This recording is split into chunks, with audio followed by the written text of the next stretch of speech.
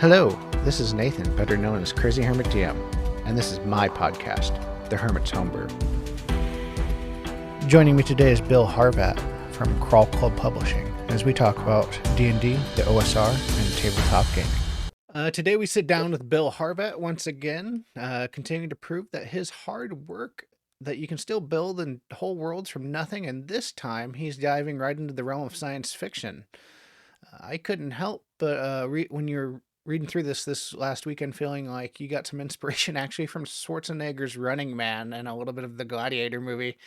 What were some of the inspirations behind this title? Because it's a little bit of a departure from The Righteous Vow. Yeah, absolutely. So the Shadow Crawler Carnage is a whole mixture of different influences. There's influences from a lot of different nostalgic movies and television, but also video games like the 90s arcade hit Smash TV is one of the big influences. I used to pump quarters into that video game like crazy at the Skateland when I was a kid. And then definitely The Running Man, that movie. Um, and originally, I guess it was a Stephen King book, but Yeah, it was I a never short read story. I've never read it. it either. Yeah, yeah, I never read that one. I should probably go back and read it, but I like the movie. And then yeah, a lot of lit RPG books like Dungeon Crawler Carl are obviously in there as well. And I mean, even X Crawl Classics, that is kind of like the more straight up fantasy version of this, which this is the sci-fi mixed with fantasy mixed with everything else. So, but this is kind of like the Shadowdark / Dark Space equivalent of, your hijacked by aliens, thrown into a hab block on a distant world, and apparently now you're entertainment for millions of fans and you're live streamed to Yeah, it's the hollow projectors of everyone, for our Marvel So fans, it kind of felt like that Thor Ragnarok scene when Thor and Hulk are thrown into that intergalactic yeah, gladiators arena. yeah, absolutely. Yeah, it's definitely that. It's just dungeons that have cameras in them, and you're just I mean, the mechanics even implement the fans themselves because there is a fan die that is included in the mechanics, so Yeah, the fans can influence your gameplay. the fame and the fan bonuses include a meta layer I was finding as I was reading it, and it felt as if viewers could influence the gameplay. Where did you guys kind of come up with that idea, and where was the hope to add to like the tabletop gaming experience? Yeah, so the Fame die actually, I was always a huge fan of Dungeon Crawl Classics before I ever played Shadowdark. And Dungeon Crawl Classics, the warrior and the dwarf in that game have they have kind of a deed die in that game, and they have all their funky dice that go up to a D30. But I didn't want to, make people use a bunch of dice. So in this game, I was more thinking that the fans would influence the game by, every so many fans you get. The Iris Corporation, which is the alien company that is funding and producing these live streams and these shadow crawler games. They would allow the fans to influence, like if a crawler is trying to evade a trap or cast a spell, and it would just go from like a D4, D6, D8, D10, D12. And you can spend your luck tokens, which are usually used in Shadowdark to reroll any roll in the game. But in this, it will allow you to activate your fame die, which the more fans you have, the larger fame die you'll get. And then you can add that along with your D20 when you make a check or an attack or cast a spell or use one of the powers that you can get. And that's all from Dark Space. They have what's called the Triad, which is their version of the Force. So it's basically like Kmart version of the Force from Star Wars. But but you can, with the serial numbers filed off, basically. Yeah, That way you can still do that cool stuff and play those games if you want to. But yeah, I've been a huge fan of Dark Space RPG, and I should have started with that. Yeah, this is all written for that new Kickstarter that they've just put out, and they're over 60,000 right now with over 700 backers, and they're doing fantastic. I couldn't be happier for Than and Derek and everything they're doing for Dark Space RPG. So this really handshakes well with that because it was written and designed to be played in Dark Space RPG, which is of course just a mod of Shadowdark RPG. So when we did Shadow Crawler Carnage, the idea was to mix the Shadowdark RPG with the Dark Space RPG and allow for the magic user class or magic user archetype, which in Dark Space they're archetypes instead of classes, and that allows you to play wizards with Z's and machine guns and stuff. And then you can also play as a holy warrior, which is the priest in Dark Space. Was like designing a mode for this game where survival is intentionally unlikely, like intentional, kind of like a Tomb of Horrors for the D&D fans. Yeah, kind of. I mean, it's definitely something where it is going to be a very deadly game, but it's also going to be something fun where it means more when your character survives. There's definitely ways to survive and keep your characters from dying. You just got to play smart, just like any OSR game. The dungeons here are very deadly. There are traps. There are enemies that have abilities that can definitely hinder your crawler from making it from level to level. But you're also going to have a lot of different tools at your exposure or at your disposal. So you can actually use, there's landmines in this one, napalm mines, poison mines, there's Molotov cocktails. You get to throw grenades and have lots of ranged weapons like machine guns and rifles and miniguns and rocket launchers, etc. So, and flamethrowers and shotguns. So it just adds a lot more weaponry to the Shadowdark universe.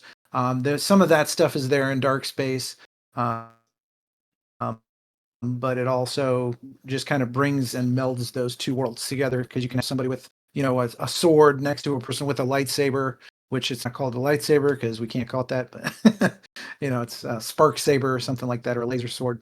I think we called it a spark saber in our book, but yeah, it's a lot of fun. Dark Space just lends itself to a variety of different ways to play sci-fi. I think that's the great thing about it because Mothership already exists. If you want to play OSR, sci-fi, horror, Mothership is just it. I love Mothership. I love playing it. I love running it. But if you want to play any other brand of sci-fi, I think that Dark Space really fills that void that's there for just kind of going out and creating the kind of sci-fi OSR rules like gaming that you want to play. I think that putting this together was a lot of fun. It's a lot more niche than Righteous Vow is. It's not just straight up sword and sorcery. So it's kind of a risk for us to take to create something like this. But so far, the response has been great, and we couldn't be happier with the way things are going. So I was gonna say so you so guys are far already so funded. good. Yeah, we're already funded, and right now we're just trying to unlock some stretch goals, and hopefully we'll get there. So far we've unlocked one of them, but it'd be great to get the other three because we've got some really awesome writers out there that we have gotten on board to write some extra adventures that are going to go in that Maximum Monster Mayhem companion zine. I was gonna say So this will we've already be on. Yeah, sorry. airing the week after Thanksgiving, so hopefully you Yeah, should be lock another one by then. yeah, I hope so. It's going great so far. We just unlocked Adrian Williams of Dungeons and Dyslexia fame. He's a good friend of Crawl Club Publishing and of mine, and can't wait to hang out with him next year at Gary Con. Are you going to make it out there, Nathan? I'm saving to get out there. It's just getting out there and finding a place to stay. Yeah, I hope to see you there and anybody else who can make it. It's a blast. I loved it Yeah, last it year. is So our ultimate goal to at least me and Brent for sure to get out there come March. yeah, And then sounds good. out of the gear list that you were talking about, though, What piece of Yeah. fun tech in this title is your favorite so far? Oh, I am a really big fan of, well, that's the thing. We've got a whole bunch of enhanced items, kind of like magic items, only for sci-fi. And we've got a whole section of this book that is just dedicated to items, and each one of them has a original piece of artwork with it. Probably out of everything, I really love the silly putty, which is a enhanced item that is basically just plastique or C4, and it's just kind of, it's going to be fun to see what people stick that to and explode. you know, I love that one. But there's also a lot of really great items in there, like the black hole grenade. That'll be a lot of fun. Goblin napalm mine. And then, we've got some classics like the electromag boots, just to see people walking on ceilings and walls and stuff. That'll be fun. You So, also decided to let players run pets and civilians, and the coolest one I read about that I really attached myself to is that goldfish in the mech suit. I just thought that was so cool. oh yeah. Oh yeah, and Derek Stevens, our artist, one of our artists, he made that artwork, and it is by far just one of the coolest pieces in the book. And I kind of described to him what I wanted, and he just took it and ran with it, and it turned out perfect. Just and I think it's fun because yeah, you can play as a pet in this game, which is exciting because it brings a whole new kind of a species slash ancestry to the game where you can decide, hey, I want to play as whatever animal I want, and we've got mice, goldfish, iguanas, falcons, rabbits, tarantulas, velociraptors, bears, lions, everything, Oh and my. cats and dogs. Yeah, and you can play a hedgehog if you want to be Sonic the Hedgehog or a turtle. But yeah, a lot of different rules for a lot of different animals, and it's just kind of fun because with the OSR and the rules like gameplay, you put a little bit of mechanics behind it, and it's just the best way to play RPGs, in my opinion, because the answer can always be yes to whatever you want to do, and there's always a fun way to make it happen. And it's just cool to be able to say, hey, either you play a civilian who is like Bob from whatever IT job, or Steve who's a janitor, or Janet who's a bus driver, and for some reason they got picked up by the aliens and thrown in the middle of this galactic game show, and they're like, I don't know what I'm doing, but I'm gonna give it my best, right? And that's just kind of, if you roll low stats. It's based off of the Roustabout, which Michael Putlock came out with.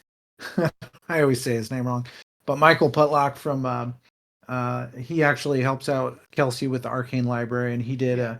a really excellent zine called "Creating and Adapting Monsters for Use in Shadowdark RPG" with Mini Bestiary. And I use this game or this book like all the time for designing monsters. If you haven't picked it up yet, definitely go check it out because Mike's the man, and he came up with the Roustabout, and it's a class in Shadowdark where if you roll really terrible stats and you don't have something above like a 12 or a 13, that's the class you pick, and it's just kind of like somebody who's a hanger-on or somebody who knows a guy who's an adventurer. And so this is kind of like that for the sci-fi side of things, and it's just like you're some guy from a random job that gets picked and thrown in the middle of this game show, and you got to figure it out. And sometimes, after a few levels, they turn out to be heroes, but they start out as a school teacher or a veterinarian.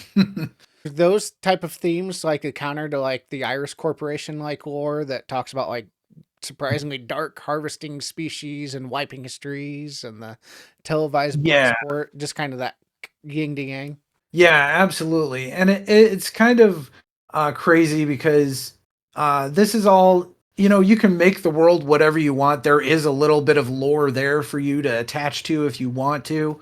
But the idea is they've developed a way to go interdimensionally, and they're harvesting species and life from different planets and different times even. So, there's got to be some alternate universe where there's a sword and sorcery Conan style universe, or a D&D style universe where they're stealing wizards and priests and magic users. So having those in there where you've got like a paladin with a lightsaber sounds fun to me, and I'm sure that there's people out there that want to have the wizard with a handgun, so when his magic missiles aren't working, he can switch over to his Glock or whatever. So it just opens up a whole new way to play, and it's very zany.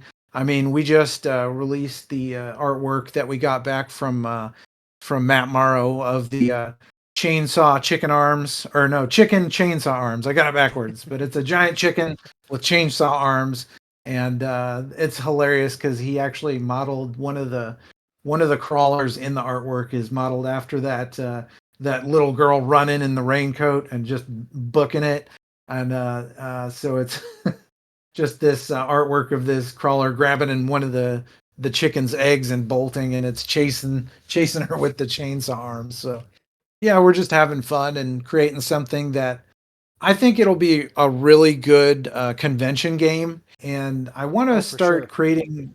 Yeah, yeah. So once it's developed and we get the book out there and we've got the different levels created by all these community third party writers, it'll be really excellent to showcase this at conventions and see who can come up with the best, get the most points, the highest crawler scores, and there'll probably be something like special stickers, T-shirts, and we might even do like patches or something for people who do the highest crawler score at a certain event or something. So I know I've already got the game registered for GaryCon next year, so I'm going to be running it at least twice, and hopefully we'll get some more DMs on board to run it.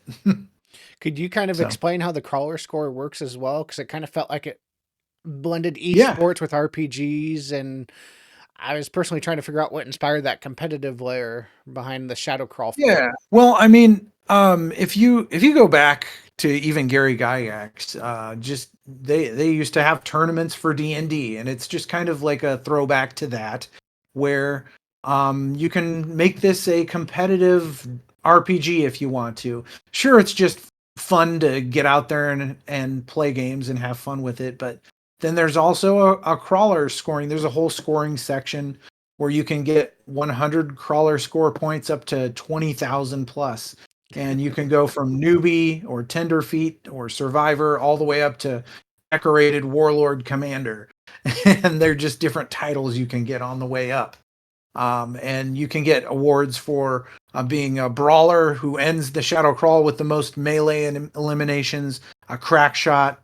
If you end the shadow crawl with the most ranged eliminations, or a danger magnet, end the shadow crawl alive after being stabilized, which is where you go down and then get brought back to life. Um, and then there's also like a lifesaver award where if you stabilize the most crawlers, you get that. And lucky, which is using the most luck tokens, and then protector, which is everybody in the party will get crawler score points for using the most luck tokens. And there's all sorts of different ways to get points towards your crawler score as you play the game, but it kind of encourages cooperation throughout the game. It encourages interaction with the world itself, and it just kind of just encourages people to collaborate and have fun with this game.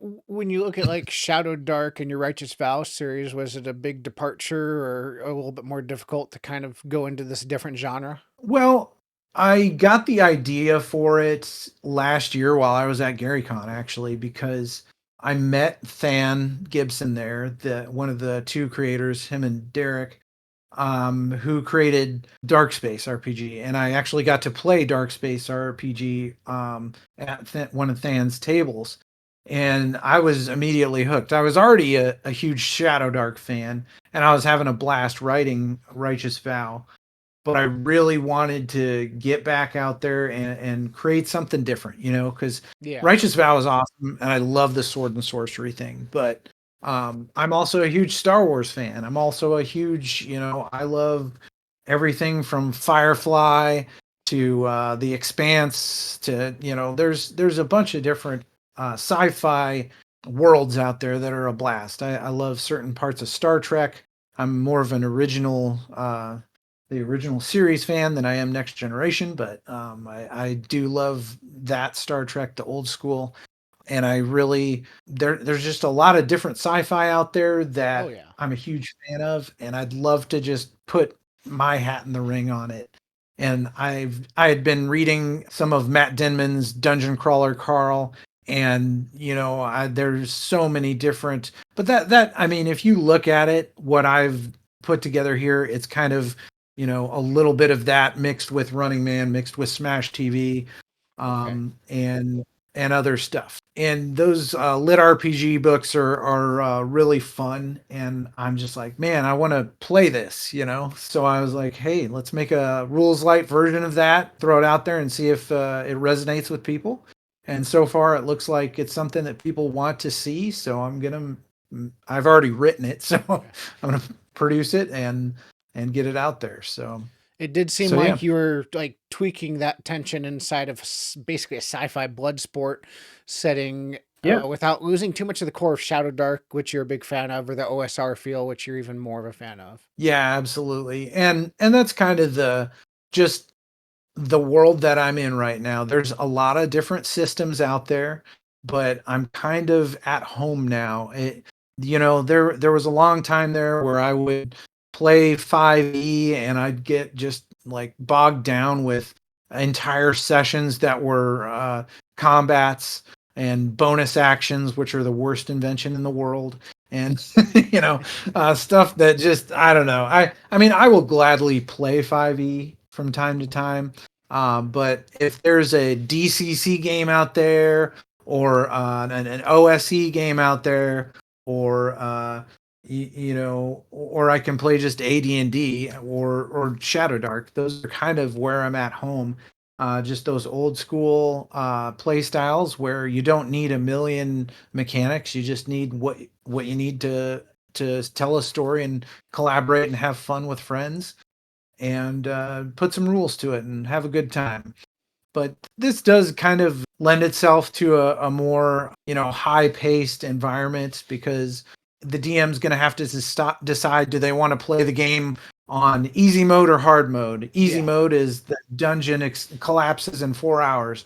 A hard mode is the dungeon collapses in 3 hours and everybody dies. So you've got to get through it, fight the boss, and get out in 3 hours, and then you'll get to the next level. So it's a pretty streamlined, I would say, way to play in a sci-fi environment. And dark space, just the bones of that with this module behind it, I think it makes it a lot of fun because it's great to put something out like this where I didn't have to invent everything. It was already there. All the groundwork was there from Shadowdark and from Dark Space RPG. So it's just having fun at this point and coming up with fun ideas.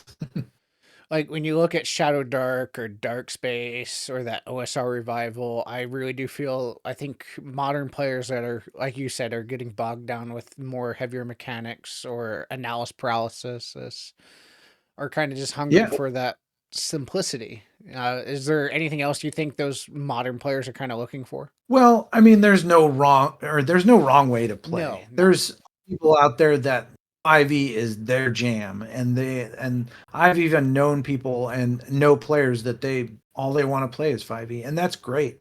And it hits that spot for them. They love it. And I can even play with a lot of those people in 5e and have a great time. It's just as for me and what I want to write for and what I want to run myself, I don't want to run 5e.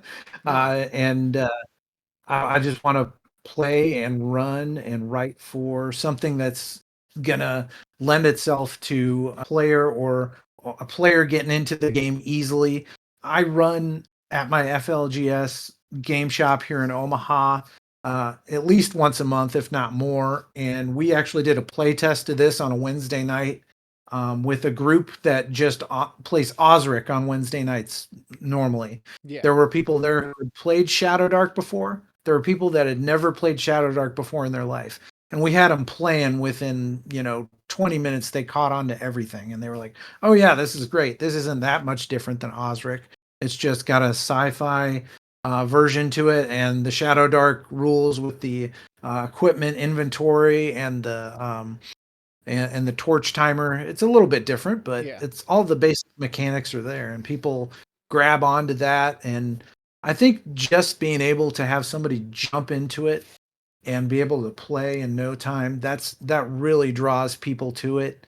And it's a lot less pressure on any DM who's going to try to take on game mastering it.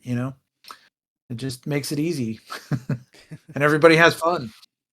Your salvaging and loot tables, though, I noticed are like deep. Yeah. Why do you think players are so hooked to randomized treasure, and how do you think that kind of shapes emergent play? Yeah, well, and that's the cool thing is I tried to make a whole boatload. And actually the cool thing about that is a lot of our Discord, because I've got a Discord now for Crawl Club Publishing, and we're over 100 members now, and Nice. people are jumping in there with cool ideas. And that we did a special.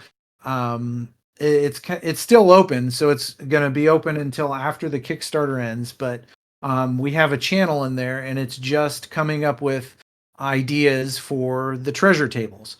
And so I originally wanted to fill up 300 items, which I had about 100 to 150 of them already figured out before I opened it up. But I think another 150 of those items are all from the Discord members. And then they get added to the back of the book as a contributor to the zine, which is kind of Nice. fun because you get your name in the zine.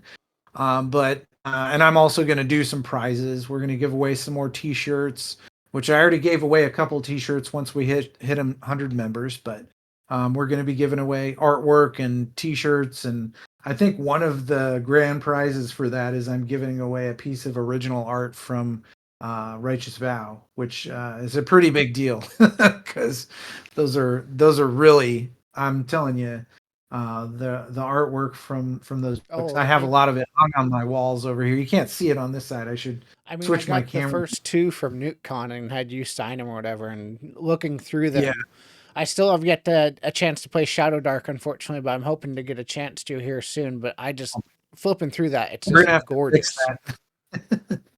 Yeah, yeah, it's a great time.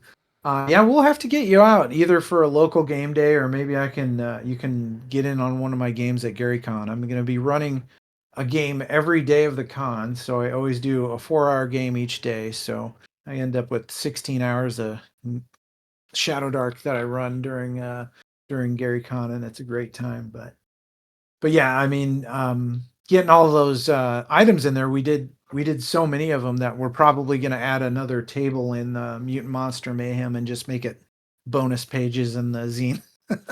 I know and when I was playing Modifius's like Fallout 2D20, they had randomized tables that you just rolled on for whenever you searched, and a lot of it wasn't yeah, overpowered. It was a lot of flavor items, and I just found that to be so fun of just these random yeah, items that you can find. And I think the most overpowered thing was one guy found a mini nuke, which he never found the launcher for, but he had the mini nuke ammunition.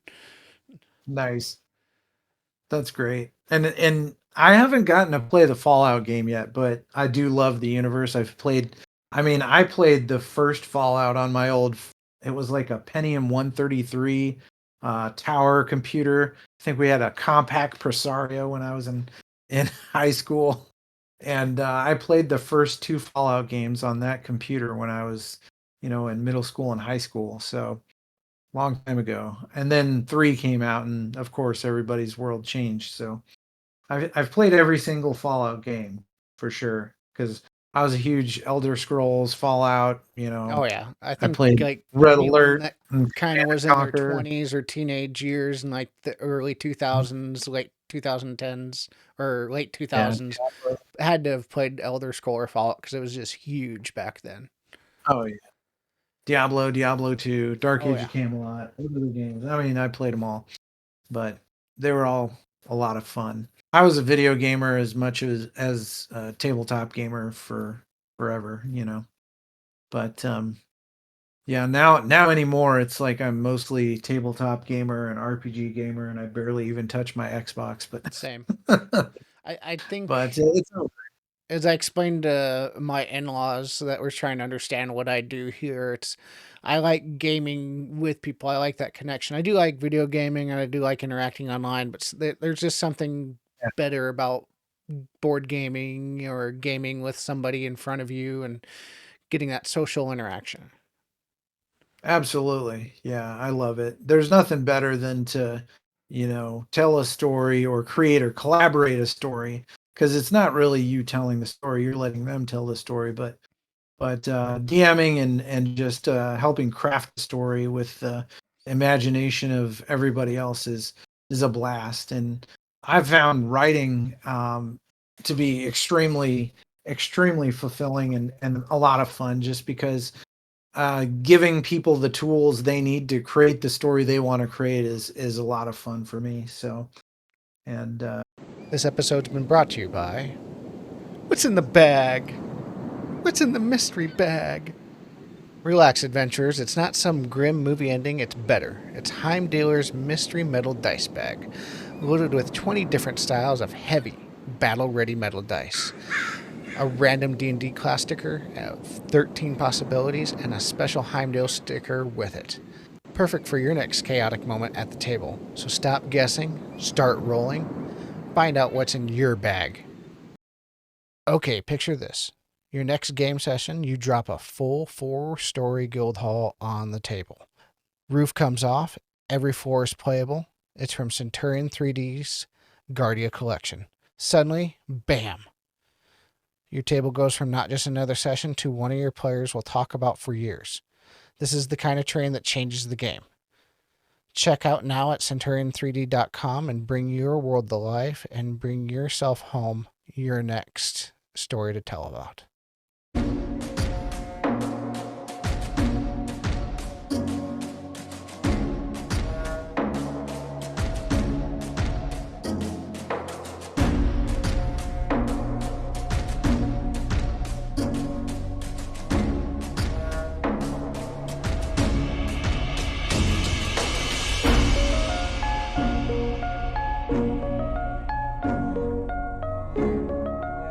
now it's getting to the point where we just shipped out all of Righteous Vow 3.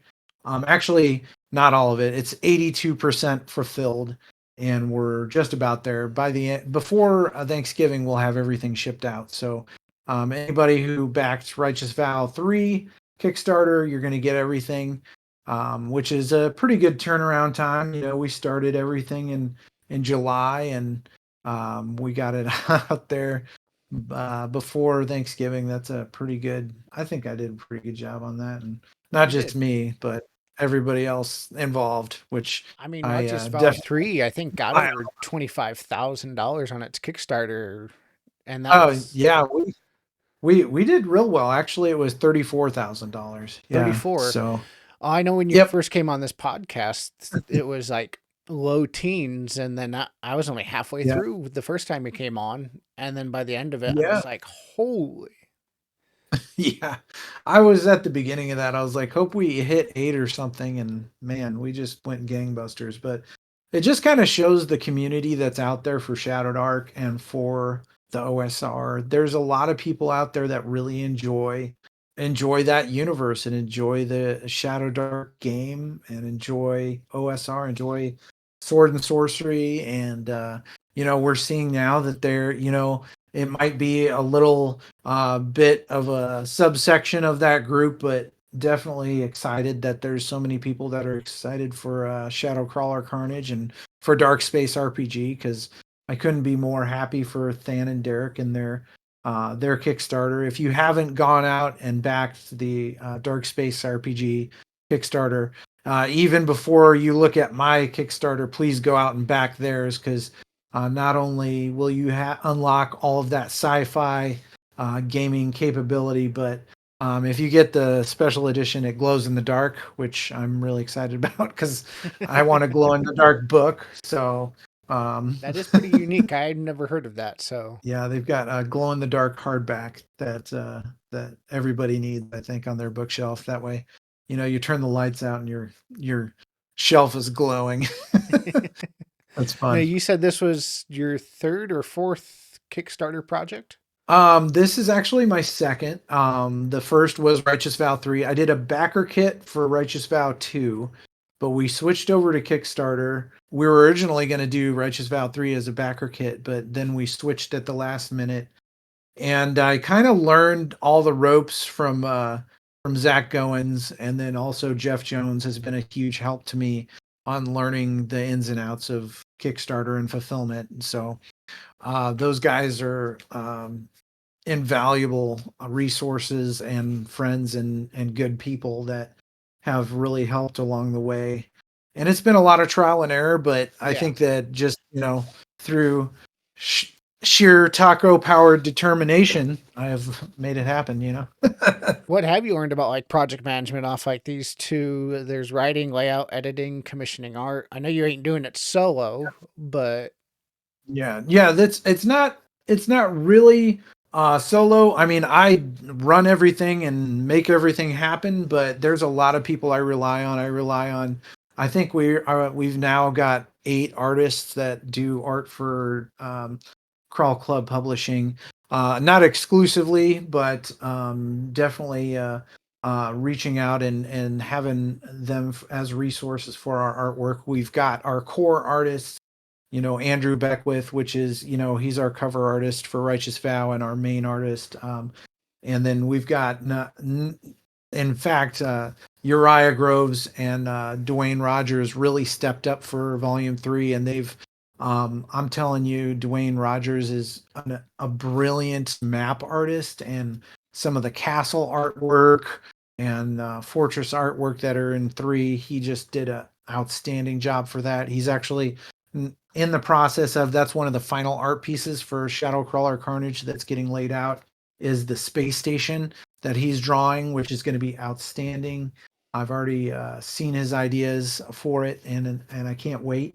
And then Uriah, he does a lot of our item artwork and just kind of different creative pieces throughout the zines. But all the artists, and then Wayne and Lori Brecky, which are Big Ink writing services, they're our editors. They've done all the editing on all of our projects, and they do a fantastic job of, because I'm a long-winded individual, as you can probably guess from this interview. But they kind of rein me in because I like to. If I had my way, every book would be 200 pages of me over explaining things. But they rein me in real well, and they're good friends of mine and great people.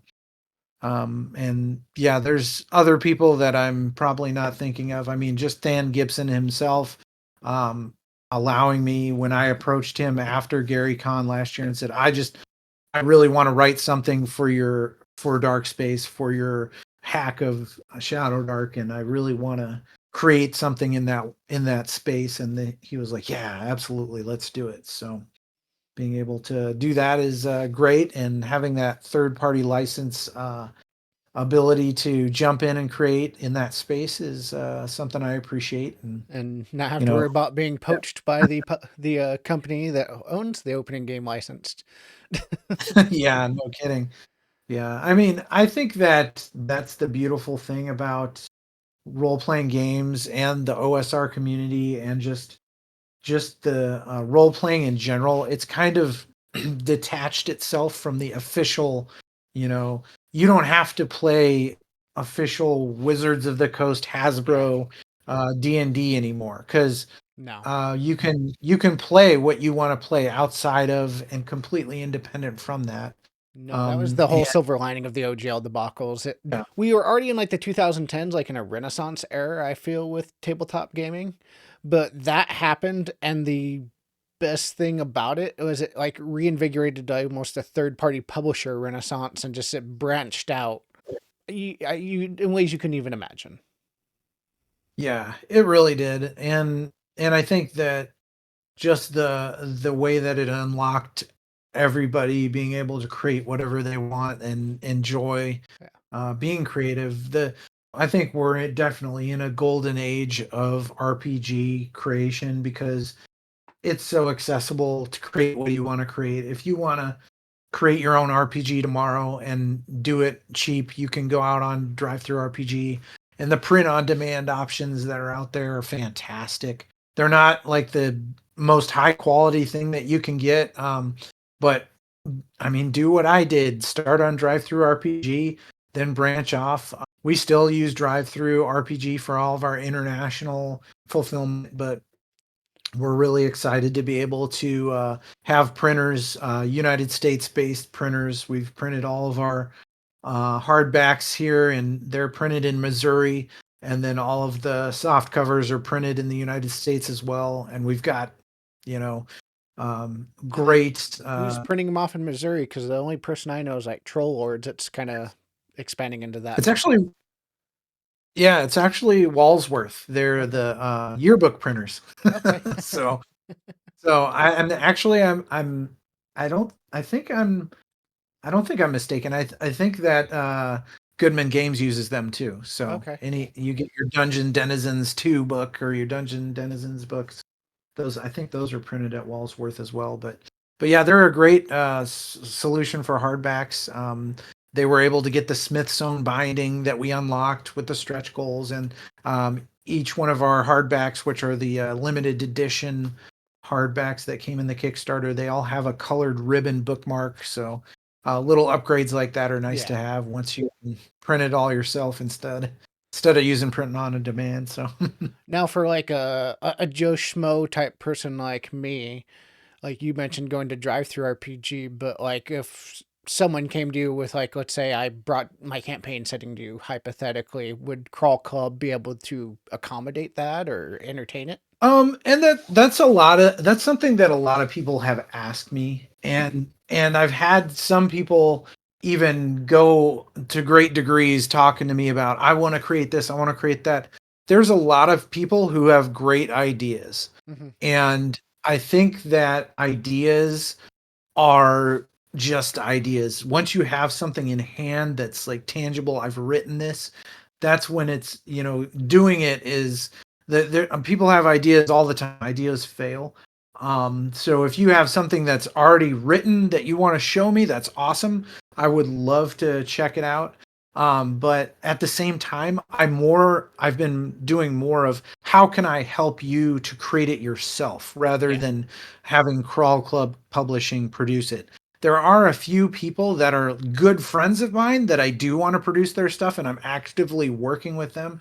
One of those being Marcelo de Velasquez. He's one Hmm. of our amazing DMs here in Omaha, Nebraska, and has done a lot of stuff for the Adventure League for D&D in the past. He And did he an goes to episode with us. He's like a hidden gem of Omaha, in my opinion. oh, absolutely. And he's a great guy, Hmm. outstanding person. And I love playing DCC with him. When we play DCC in Omaha, we play with Marcelo because he always runs it here. And I love playing in his games. And I asked him to write a DCC adventure because I want to produce a DCC adventure eventually. Yeah, So, and then shout out to him because so he actually yeah, introduced us, and you're now been on the podcast twice. So yeah, he's awesome. Love Marcelo. And I definitely want to do that. But at the same time, I haven't gotten to that yet just because I've been so darn busy with with my own projects. So what I've been trying to point people at more when they ask me is I will answer any question you have. I will go out of my way to help you.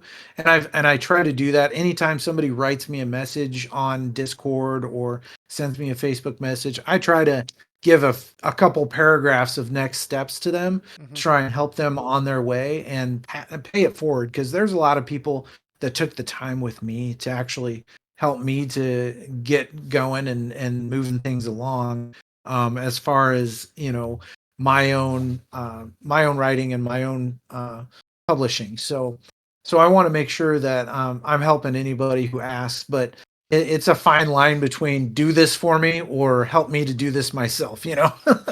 So I try to lean more to people who want to do it themselves and need the extra information to make a informed decision on their next step, I'm super happy to do that. But unfortunately, there's been a few instances where people have gotten almost upset with me because they're like, I've been sending you stuff for months, and you're supposed to produce this for me, and I'm like, I'm sorry, I have friends that I'm trying to produce, and I'm working on my stuff, and I'm pretty busy. But I will give you as much advice and help as I can.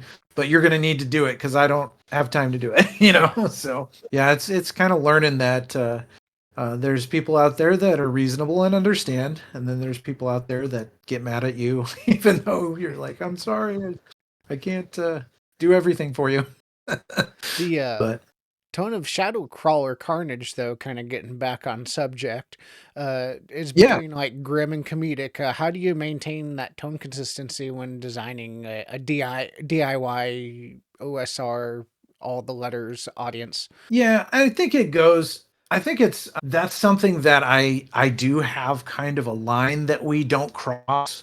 One thing that I always want to do when you're reading a Crawl Club publishing publication, or or something that's produced in the Righteous Vow universe, or even here in Crawler Carnage, is we do have a violent game, right? Hmm. There's people that are exploding into pieces or whatever, or people who are getting cut down by a sword or stabbed with a dagger. But in all of the artwork, I always like to make sure that my artists know I want to show the moment right before, but I don't want to show the moment. You know what I mean? And that's just so that people can say, "Oh man, that guy's fallen into a pit trap, and he's going to get eviscerated by those spikes." But all you see is the guy going, "Ah!" and the spikes below him. And and because everybody, we get enough of that on TV and in video games where we see people getting ripped apart, and it's too much graphic stuff that, I honestly don't like that stuff myself. Watching a lot of that. I mean, there's only so many times I can watch the Omaha Beach part of Saving Private Ryan and not get sick. Yeah. The brilliant movie, love it. I mean, Band of Brothers is my favorite thing ever put to film. But there just comes a point where I myself don't want to ever see somebody get hurt. I Yeah. don't want to witness someone actually really getting hurt. But and I don't ever want to hurt somebody. But I love these games where you can pretend that this non-existent superhero adventurer of yours gets knocked into some spikes, and oh no, they died. I have to make a new character. And that's another thing. I want to be able to have dads and their kids play this game. Like, Yeah. we've got kids that come out to our FLGS, out to the game shop, and they're 10-year-old kids with their dads, or a 12-year-old girl and their mom want to come in and sit down at the table and play these games. And I want them to be able to pick up one of our books and not have to worry about mom saying, "Ooh, don't look at that page," or dad saying, "Oh, we don't want to read that part." It's something where I want to make sure everybody can enjoy it and it can be accessible to everyone. So yeah, it's a violent game, but at the same time, we're not gonna overdo it.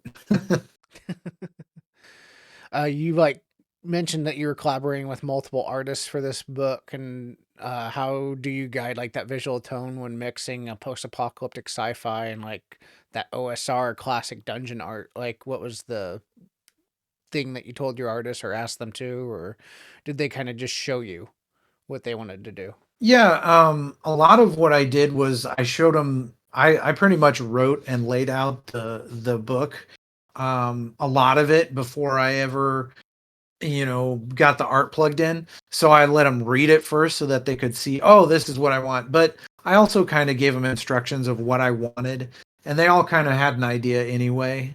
They're like, oh, okay, here's his, 3 sentences of what he wants, and then they go and do it. And I found with the artists that I work with, a lot of times their ideas that they come back with are better than what I had in my mind in the first place.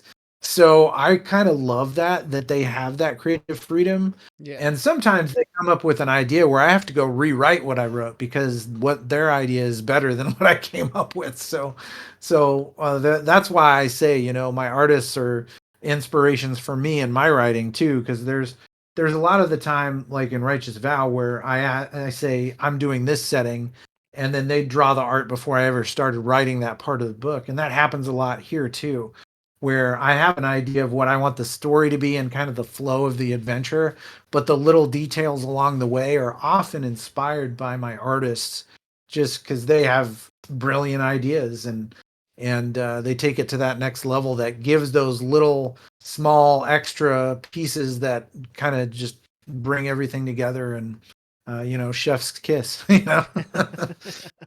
that last piece that everybody was hoping for.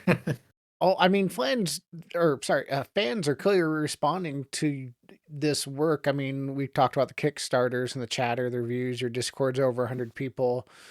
What surprised you most about like the community feedback so far? Well, something actually surprised me today, and it kind of like I had to step back and just think about that for a minute, and it made me feel good about not just myself, but all the people that are involved in this project. Just because there are people that are telling me in our Discord and on posts that we've made on social media, because we've just announced, hey, we're shipping out Righteous Vow 3, and there's people that are saying, hey, my wife bought this for me for Christmas, it's my Christmas present, or I got this for myself as a Christmas present or a gift for my birthday or whatever. And just to think, hey, this is important enough to them that they are gifting it or receiving it as a Yeah. gift. That's pretty cool, I think. So that means a lot that people enjoy what we're doing enough to have it as a special place on their bookshelf that they want to keep it and enjoy it, and hopefully get months of gameplay out of it with them and their groups. And it just really excites me, gets me excited about being creative and having something that's hopefully worthwhile for everybody. So that's great. And I mean, it all goes back to being thankful for Kelsey and what she's created with Shadowdark. Because without her, I mean, I'd probably still be trying to do it with another game, but having such a perfect game Yeah. to write with and be able to have that third party license through Kelsey and through Shadowdark and the Arcane Library is just, it's invaluable to be able to have the opportunity to do that. So super thankful for that. I mean, even like our Omaha communities received it well. I thought it was super cool when we're at NewCon and I was talking to Chris Gonerman. But Becky Alexander over at Game Shop at her booth had like your Righteous Vow books right there. And we ended up buying them right there. And I'm like, I know that guy. He's been on my podcast. Hopefully he'll actually like sign these because that's just would be super cool to have a guest that's been on this Absolutely. podcast. And I have now his signed books. Yeah, I love that. And that was cool. That was the first time that happened was at GaryCon last year. I had people walking up to me and asking for signed books, and it's like, really, I'm important enough for that? Okay. so so I don't know. It's fun. I still, the imposter syndrome is always there, Yeah. and that's part of the creative process. I think it goes in stages. Every time you create something, you're like, this is an awesome idea. You get 50% through with it, and you're like, this is a terrible idea. How am I going to finish it? You get 90% through it, and you're like, this is awesome. This is the greatest thing I've ever created. You get to 100%, and you're finally in editing, and you're like, I'm a fraud. This is terrible. Um, no one should ever read what I've written. Why do these artists work with me? I'm a sham. And then it finally goes out the door and people are like, this is awesome. And you're like, yes, I did something good. So, They like my so hot pile of trash. yeah, no, it's definitely part of that ADD creative process of I think every creative gets that way. It's just a back and forth process where some days you're down yourself and other days you're like, I'm the best, this is awesome. but usually it's somewhere in the middle where it's like I'm really thankful that people are enjoying what I'm doing, and I'm just trying my darndest to make it the best it can be. And I always say, at least if you don't like any of the writing in the book, I feel like the original artwork that we've got in there are well worth the price of admission as it is. So hopefully my writing is just a nice bonus, right? So.